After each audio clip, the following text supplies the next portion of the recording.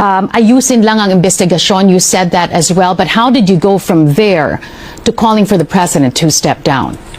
Ang linaw-linaw na eh. Ayusin yung investigation, pinagtatakpan yung mga alyado every time na may lalabas at magsasalita, ang laging sasabihin lang, destabilizer o kaya yinuyug-yug ang gobyerno. Again, corruption is destabilization. But that's where it gets tricky, Attorney Rodriguez, because who stands to benefit from your call for the president to step down? The Filipino people, Carmina, para matuldukan na itong korupsyon na ito. How can the Filipino people stand to benefit if the vice president takes the presidency by virtue of the president stepping down, when you're just going to put in place another dynasty whose history is also peppered with allegations of corruption, instability in behavior, even murder, deaths of the deaths of countless deaths of your countrymen, Attorney Rodriguez, not to mention the damage to freedom of expression, which you oddly enough claim to protect as well. Go ahead. Are you saying that when Bongbong Marcos, assuming he will step down, we will abandon the 1987 Constitution and skip the rule on succession? You've mentioned about murder.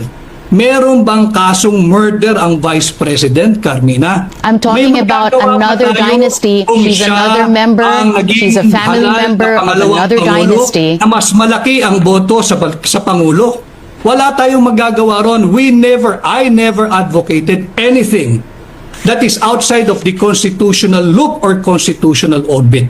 The vice president, who stands to benefit from your call, is also mired herself in corruption allegations. How does that reconcile with your anti-corruption advocacy? As a media practitioner, alam mo na walang ini-issue at clear na ng Commission on Audit ang Office of the Vice President kung ang pinatutukuyan mo ay yung paggamit ng intelligence funds. At walang nakabinbin na anumang kaso or impeachment laban sa pangalawang Pangulo. So yung iyong sinasabi na meron siyang issue ng korupsyon, yan ay gawa-gawa. Nakikita naman natin nung makakaliwang grupo na ayaw nang makabalik ang tatak Duterte na serbisyo. Why stop at the president? Why not include the vice president as well? Yun ang sinasabi ng iba. Panawagan, hindi lamang ang iisa ang dapat mag-resign. Hindi lahat na mag-resign. But we're gonna have to leave it at that. As you said, pwede tayong maghapon magdiskusyon. But I appreciate your time being with us this afternoon. Former Executive Secretary Vic Rodriguez there joining us. Maraming salamat po. Salamat.